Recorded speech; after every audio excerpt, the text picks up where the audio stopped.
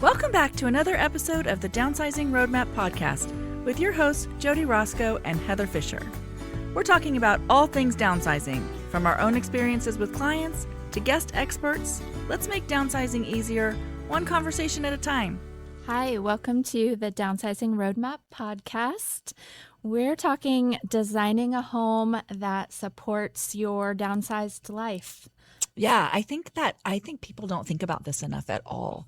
I think this is something that people kind of gloss over. And, step one, we're always saying, be dreamy about what comes next. And I think this is such a great part for step one of what could that look like? What could our next home look like? And what doesn't have to come, because it really goes with our old past selves. Yeah, we're really just going to be diving into some practical tips. Honestly, whether you're staying where you are for now or planning that downsizing move, these are just some categories where you really want to apply that Dream It filter across the board. Some that we think of and some that we might not have thought of, but altogether just a plan to have that next step be a little easier and well-designed and work for you. Yep. I'm Jody Roscoe. I'm Heather Fisher. And I think what happens is we, accumulate things around a lifestyle, whether it's kids or, whatever hobbies, whatever that is. And then as that passes on in our life and things change and we start doing different things, all that stuff kind of just stays there and we never let it go. Yeah. And so then it just seems like we have all this stuff, but we don't actually need it because it doesn't apply to the next life, right? And so, but we aren't thinking that way. We're just thinking, oh gosh, these are all my things.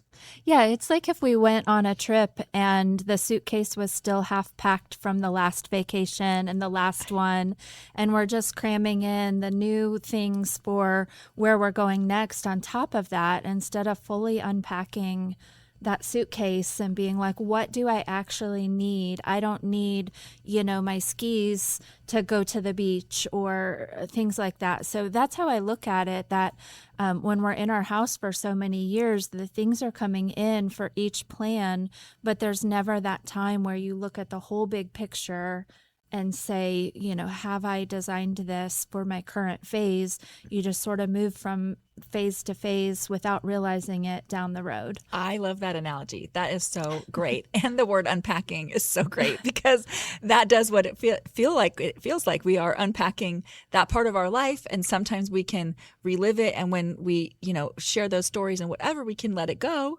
And sometimes it's harder, a little bit more sentimental. It takes a little more time, or it's some of the things that we want to keep, right? Yeah. But unpacking it and figuring it out is exactly what we need to do, because what we normally do is just let it sit in the suitcase. Yeah. and leave it be. And then try to cram some things in around it. Yeah, exactly. So let's, apply some of those things to our house. We're going to talk about the science of your environment, how your physical space can influence your habits and your mood, and, just how you go through your day. We're going to talk about what we've said before. Clutter increases our cortisol. Anxiety. Yeah. So if you have clutter where you are currently, you're probably already experiencing that.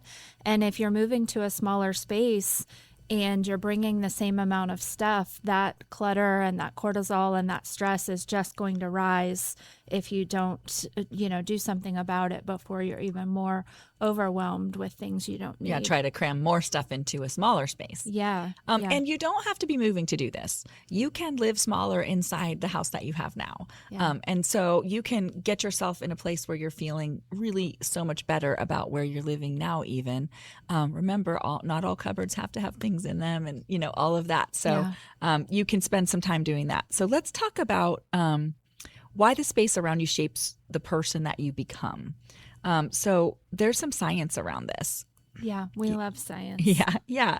So the science of environment and your behavior. So studies from the Journal of the Environmental Psychology show that physical space heavily influence your daily habits and your mood and your follow through. Meaning, clutter has been shown to increase cortisol. We all know that, but I think it also, and that's especially in women. So That's us girls. Yeah. Not being okay with the stuff.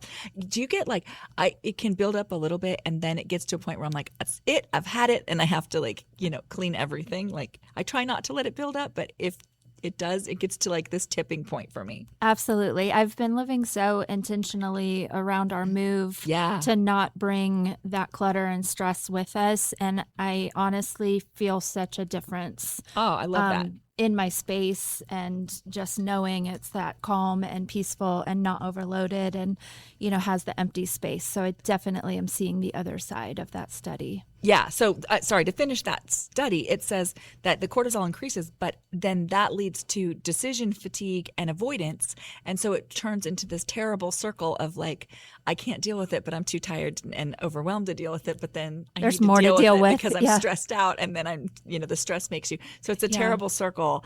And I think it influences your daily habits too, of what rooms you use and how you use them, and, where you feel good or don't feel good. I mean, if you've let your bedroom space become cluttered, it's not a peaceful place to go to sleep. That mood happens, everywhere. We talked in an earlier episode of that other study with the visual clutter around you being so disruptive to any activity that you're doing just by having it in your peripheral vision.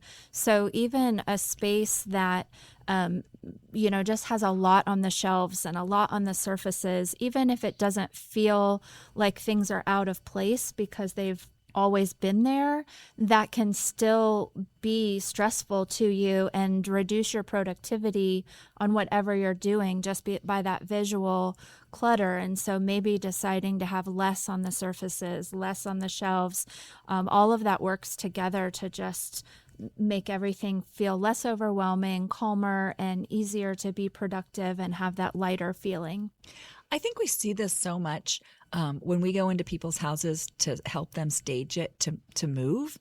And you just live with things and you don't even realize that they're causing you any stress or anxiety because you're just used to it. And then we tell them they have to clear the surfaces for pictures because too many things in a picture makes it hard to see the space. And so we give them a kind of homework list and they clear it all out. And then we come back and they are like, why don't we live like this? And this feels amazing. And sometimes they say like, why am I moving? This house is great now. And so I think because we don't think about it, so what we're talking about today is let's think about it and be intentional about what our house is designed for, whether we're moving or we're not moving. Let's think about it and be intentional because we just don't. We just live in it and don't pay attention to that room that we used to do hobbies in. And now we just walk by it, but we feel guilty because the hobbies are still in there, but we're not doing them. And that's a past. So we don't give it enough to let it go. Yeah. We just give it enough to let it sort of irritate us as we kind of close the door and walk by. We have had many clients who are like, oh, that's the closed door room. We don't deal with that room. But it's still, even if you don't go in it, even just walking by it is giving you anxiety because what's behind the door. It's back there.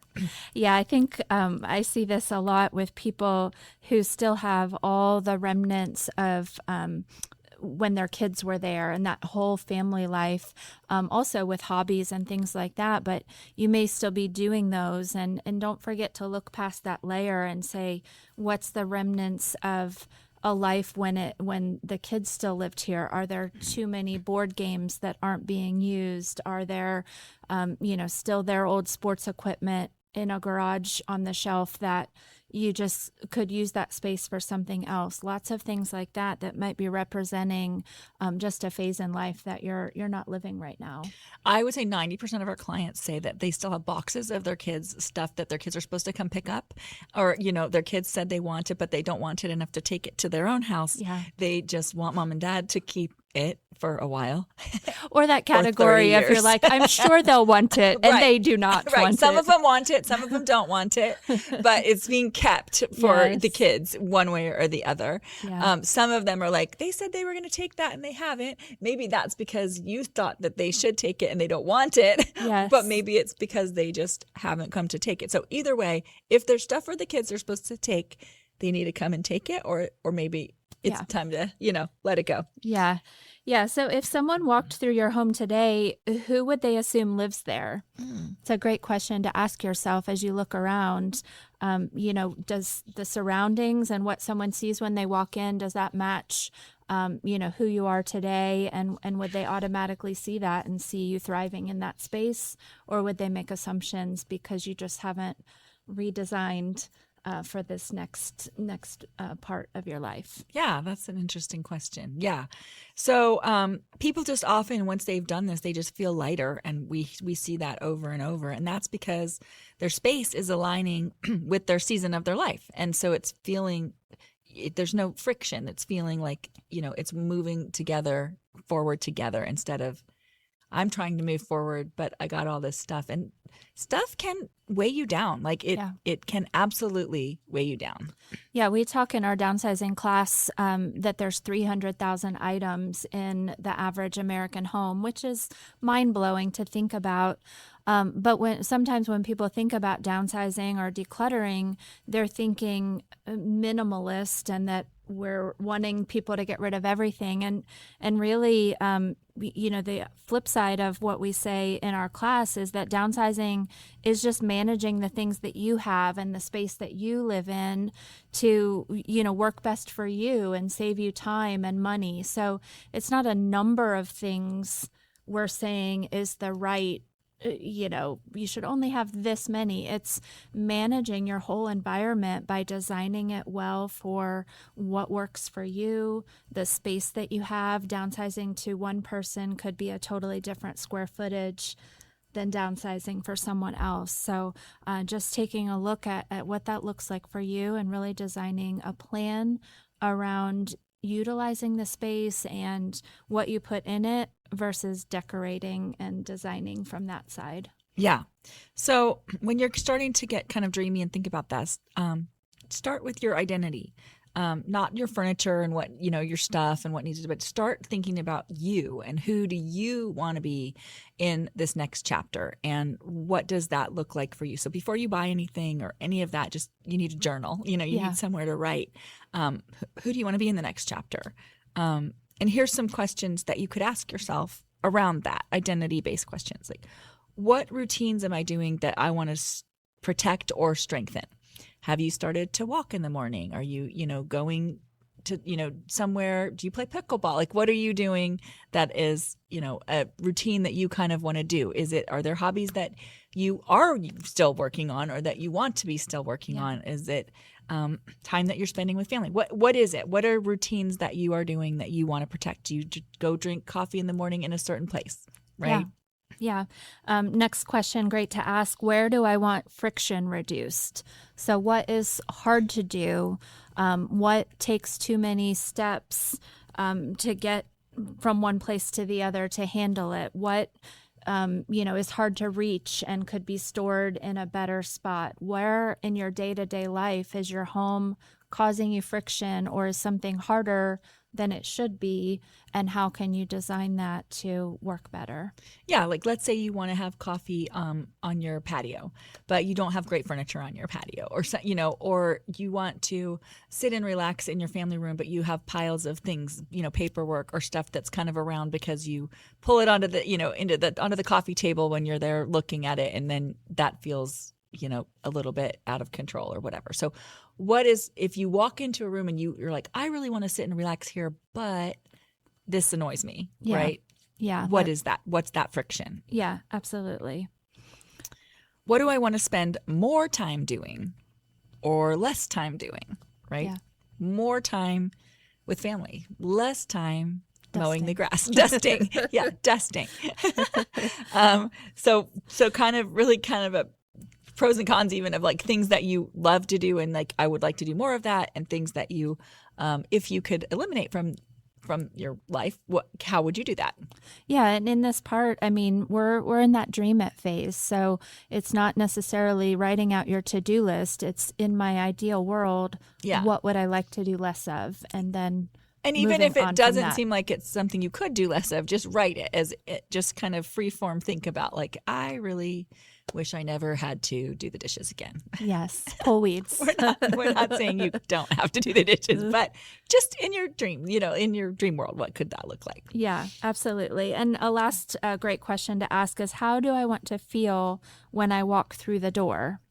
And that is back to that you don't want all of the friction to meet you as you pull in. Yeah. Your home should be your sanctuary, and walking in, it should feel kind of that, I'm home. Yeah. And for some people that could be like energetic, and some people that could be like peaceful and spa-like. It doesn't have to be the same feelings, but it has to be the feelings you are looking for from it. Yeah. And we don't want it to be stress. Yeah. Or overwhelm. Right.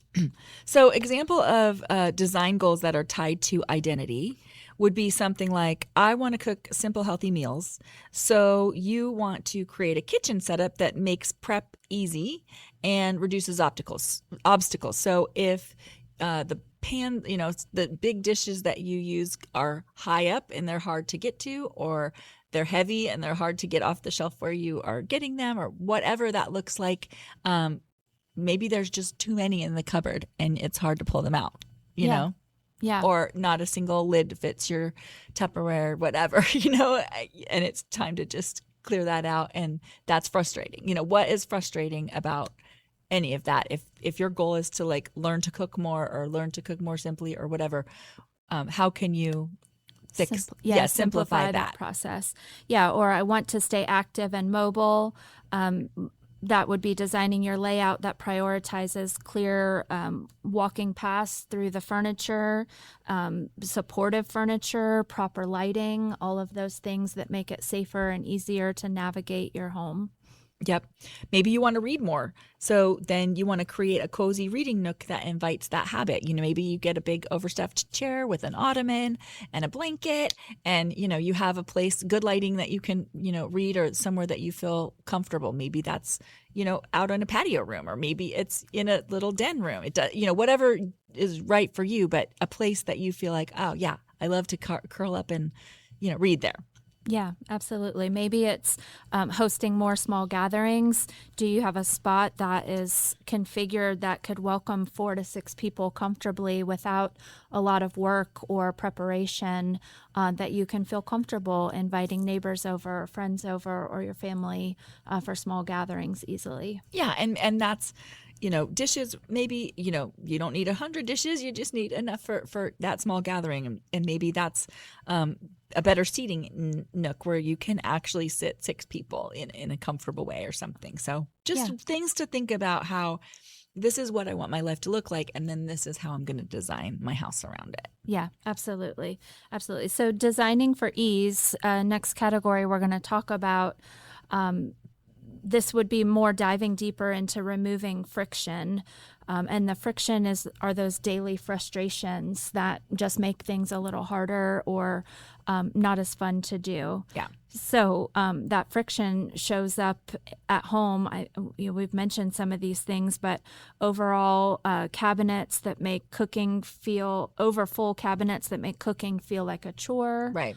It could be rooms without a purpose, those closed doors that you're just annoyed by because it's not really serving you, but you still have to maintain it. I think we see a lot of those. We see it might have like a bed in it in case somebody wants to come and stay, but it also has like some craft stuff in it, and it also might have a desk that like it's just kind of this just like all purpose, but not in a way that it's all purpose, but no purpose. But no purpose, exactly. And it's not comfortable for any of those things. Yes. Yes, but like you're trying to fit it all into that place. So not that you can't dual purpose things, but you have to be really intentional about it if you're going to do that. Yeah, and I think being intentional about what's the primary purpose, and then the other can be the one that's kind of nudged in when it needs to be, and that will be fine if that's the space that you have. But the one most primary purpose that you're using it for most often, is it designed to make that work comfortable for you? Yeah. And then sometimes items are stored too high or too deep in the back of the cabinets. You have to dig things out, or it might be just too many steps to complete your daily routine, which that just means that the stuff that you need isn't all together in a thoughtful way. If you're going to complete exercise something. You don't want to have to go into the bedroom and get something or go over to another room and get something else and kind of create a thing in the family room. Like where is somewhere that you could put all that stuff together and kind of, do it in one space without having to get things all around. Yeah, I noticed this friction in my own house now that it's summer here and we're popping out after dinner to water flowers and grab the mail and stuff. I have my shoes in the bedroom closet, all of my things, and that's tucked in the back of the house, the furthest steps from my door. And I'm like, I just need a pair of flip-flops or something right here in the garage, because over and over every evening I'm walking all the way back to get the shoes and then bringing them back and then put them away. And, perfect example. Yeah. It's those kind of little moments that I could make my own life so much easier by just, throwing a pair by the garage door, or find a spot that it works as well. So those are the things we're talking about. Yeah, I think finding a spot for your mail too would be, just like what is frustrating you? Like, this stuff piles up, or, I can't get to this, or whatever. Whatever, as you're working through your day, what is frustrating you, that's what you need to fix in this. That's basically. Yeah. Yeah. There's a study that shows, occupational therapy research shows that reducing the number of steps in a routine increases your follow through by 40 to 60%. That's a lot. Yeah. Yeah. So that's over half, maybe. Yeah. Yeah. My plants will get a little more more water. Yeah, you get a little bit more water. They won't die. Plants come to die at my house, so it's unfortunate for them. Yes, that'll be a whole nother podcast episode. How can we save our plants? How can we save Jody's plants? How can we get some more green thumbs over here? But no, that's actually true. I do believe that, because if anything is kind of hard, you're just like, ugh, and then you just kind of give up on it a little bit. Yeah, think I'll do it later. Yeah. It seems like more work. Because it seems like too much work. Yeah. Yeah. So other examples of friction removal, we talked about moving frequently used items to the easiest to reach spots, using drawer dividers so that you can find things quickly, eliminating deep storage of things unless it's your truly seasonal or holiday things, and then maybe having someone come help on that day that everything's getting switched out. Or one-purpose zones. Your coffee station has everything you need. Right. Your medicine drawer has it all together. A landing zone, a pet area, things like that. Yeah, I think that's great. And I think that I think the key for me on this that resonates so much is the one-purpose zones, so that you are, not taking things that go together and spreading them all around the house and then trying to function doing something, a project with them all over the place. I think that one purpose zones are great. And the other thing is deep storage. Nothing in the back is ever used. Nothing in the back is ever. So if you have a kitchen that has a lot of deep storage and you don't feel like you have enough space in there, you can get pull-out drawers that go in the bottoms of the cabinets, so you can pull out stuff and get to the stuff that's in the back. Yeah. And maybe if letting go of it isn't a option because you don't have enough cabinets to store the things you need, but you can't get to it, maybe that's an option, is doing some things like adding some ways to easily get to things. Yeah, I think just starting with making notes over the course of a few days or a week as to where those friction points are, there is always solutions that you can just make it a little easier, like you said, with the pull-out drawers or organizing things all in one spot. Lots of ways to make it better. We'd love to hear from you about what is causing you friction. We have a Facebook page that's downsizing and decluttering, and we'll put a link to it so that you can reach out to us. But we would love to hear what your friction is, and maybe we all can help you. Yeah, give some solutions. Give you some solutions to it. So, okay, next up. Designing for energy. This is back to that, what emotion do you want to feel when you are in your house? So designing a home that can regulate your nervous system, not drain it. and really bring the emotions that you want by being at home and having that be your comfortable spot. Yeah. Emotional design principles that support this. Number one is lighting. Lighting is so important, and I think lighting is very underrated in design, because if you just have like one overhead light that's kind of like on you, like you're being interrogated by What's your experience being interrogated, Jody? I only seen it on TV. But that is a totally different feeling than like lamp lights that are warm and in the same like eye level as you, or even overhead lights that are can lights that are more than one and that can dim. Like all of that is dimmer so switch. different. Yeah, the dimmer switch on those overhead lights, irreplaceable, and what a difference that can make. And, having an electrician out to do that is a design, item that you could treat yourself to and make a world of difference. Yeah, I think that, so when Maddie was born, her bedroom only had the one light in the middle of the room. Yeah. And Mark had installed can lights around the room and put them on a dimmer. And so when she woke up in the middle of the night, because she was not the best sleeper, she knows, I've told her this a million times, but she did not sleep well. So I was up in her room a lot, rocking her and whatnot. And so I could turn that dimmer just barely on so like we could barely see. Yeah. And it was just the literal best gift that he gave me of, that whole process was just that I could not have to flip a light on and not also be totally in the dark. And lighting just makes such a difference. And it was just so calm and quiet. And I had the little rocker and there was just a little bit of light. Huh. It was great, except for the part when I was up and awake. But it's fine. many years ago, yes. Just let that memory dim. But lighting made all the difference. I mean, it really did make a huge difference for me in being calm. And so I think that proper lighting is a huge thing.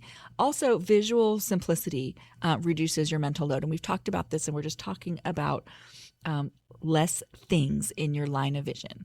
So less clutter, just things, even if you had the same amount of things on a surface, but they were grouped in so that there was more clear surface. Yeah. Even that illusion of less clutter will help your mind.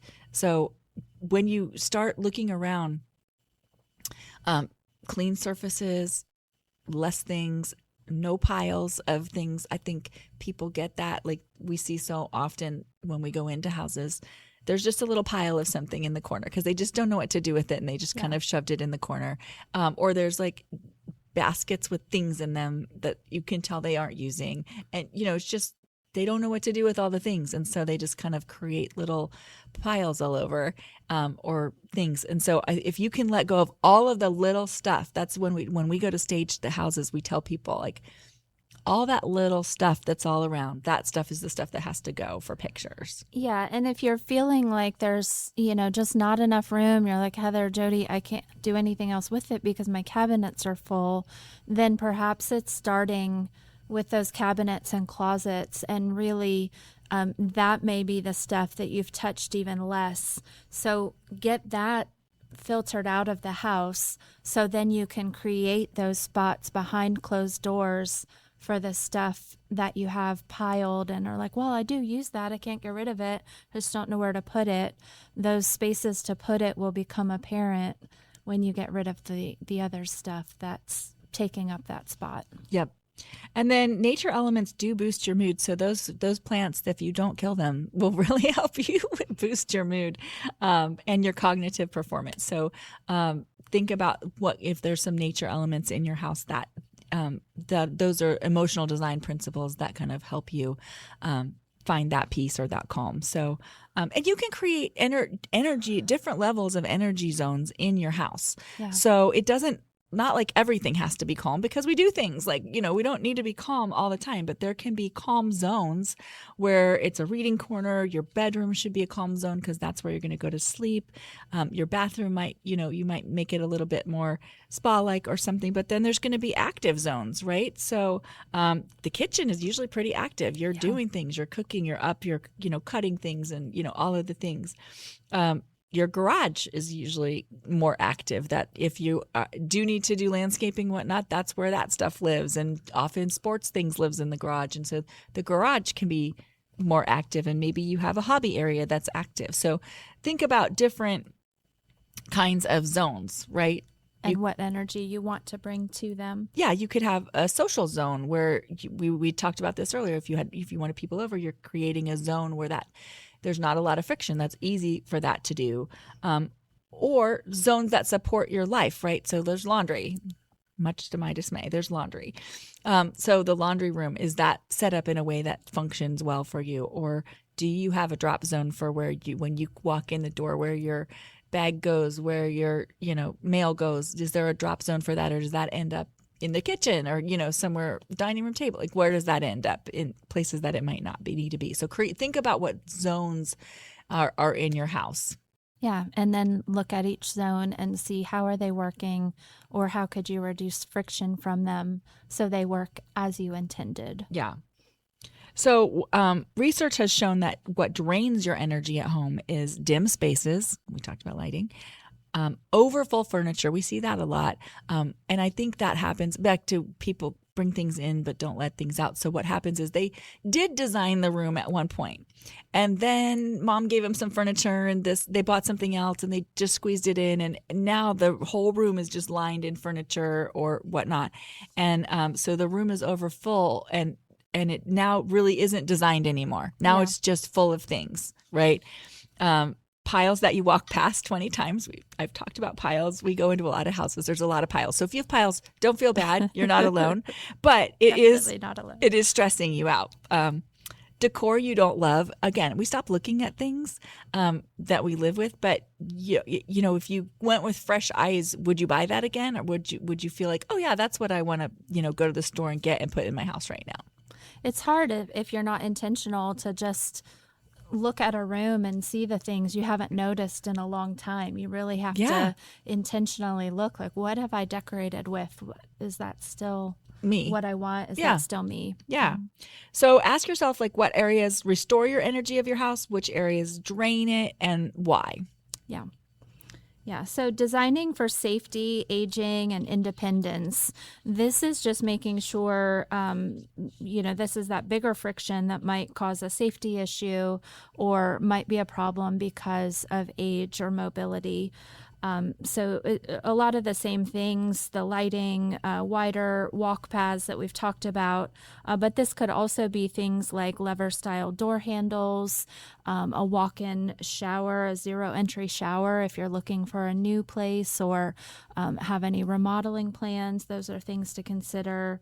And back to that lighting, especially at night, just there's motion sensor, night lights, things like that can just make life easier. Layers of light so you don't have shadows or dark places, wider paths. And a lot of this stuff, it doesn't feel like a safety improvement. It feels like an upgrade to your house, right?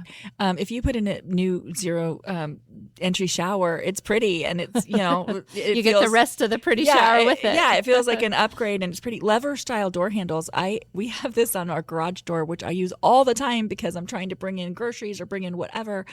So from that door from the garage to the house, I'm always using my elbow or using the bag or whatever to open it, and it's so useful.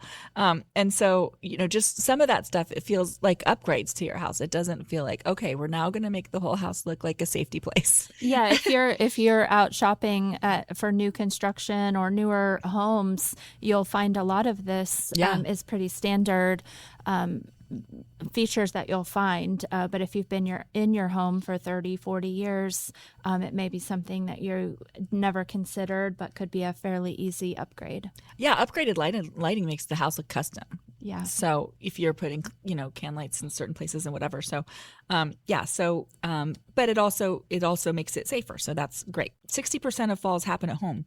So we want to make that not happen. So make that preventable. A lot of times that might be throw rugs or, things like that, or areas that are hard to get in and out of, darkness, all of that stuff. So design for safety, but also design it beautifully. You can design that beautifully and make it feel like it's very current. Yeah.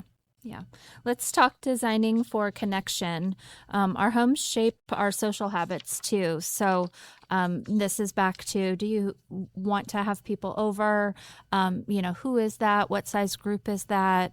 How can you just be ready for that to happen, so that you're not restricting your social interactions because you feel like the house is not working for that.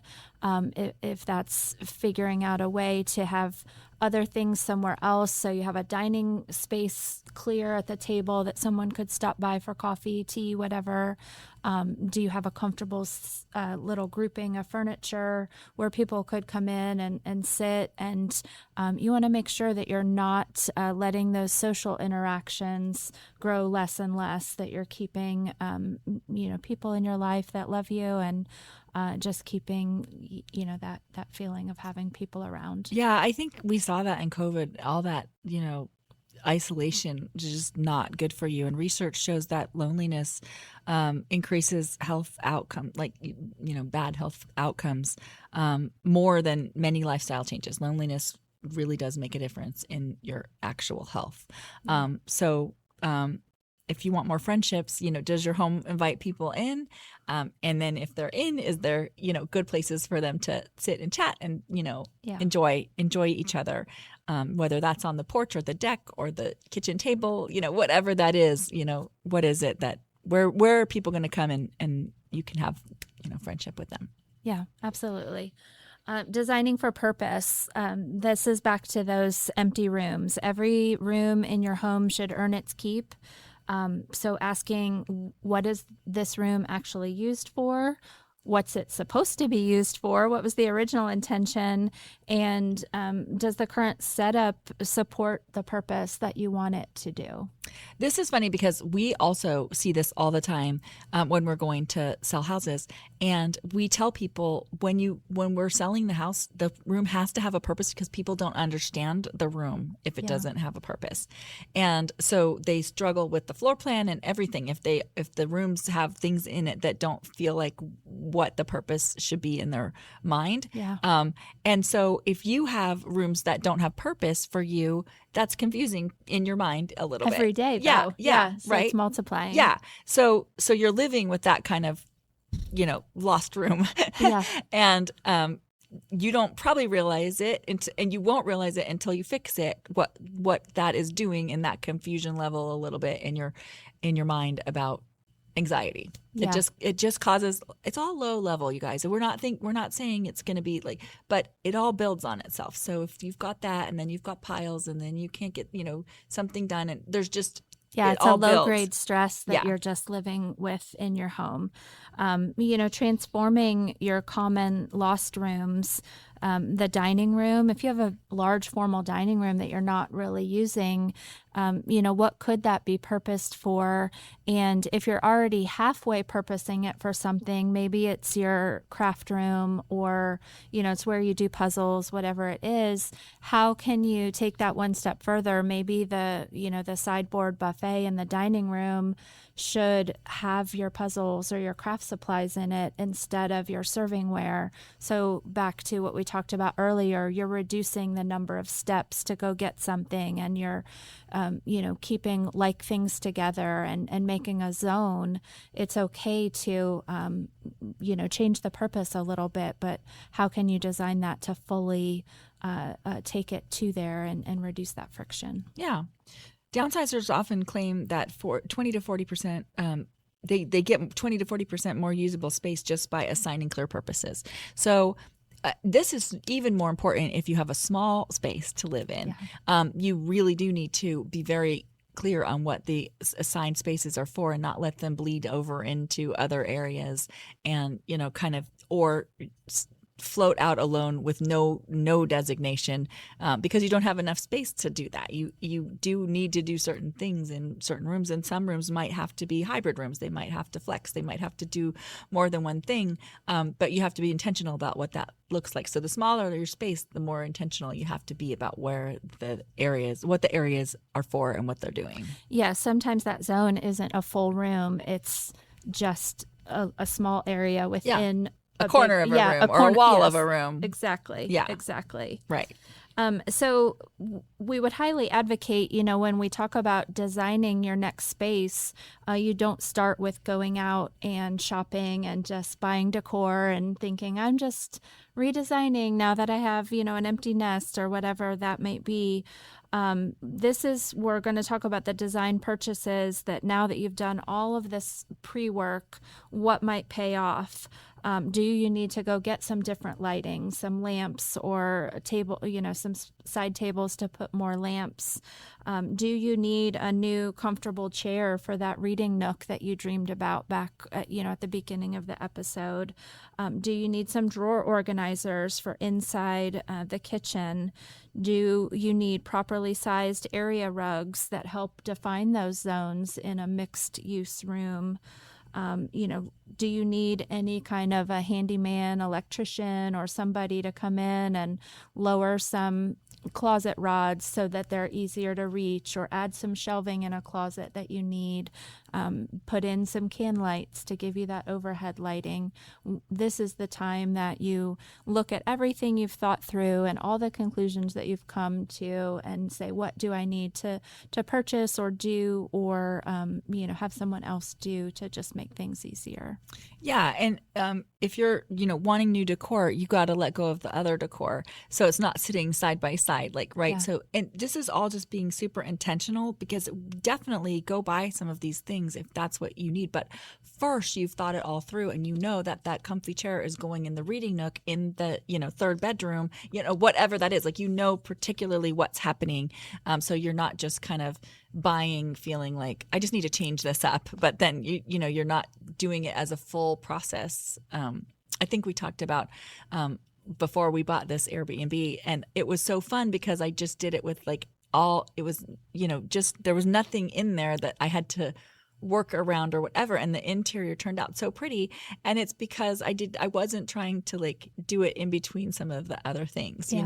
It was a full design thought process, versus now you have all these things that are still in the rooms, but do a full design thought process anyways. Yeah. Do I need that thing? Do I need that thing? Ask yourself about everything in a room that if you're redoing it.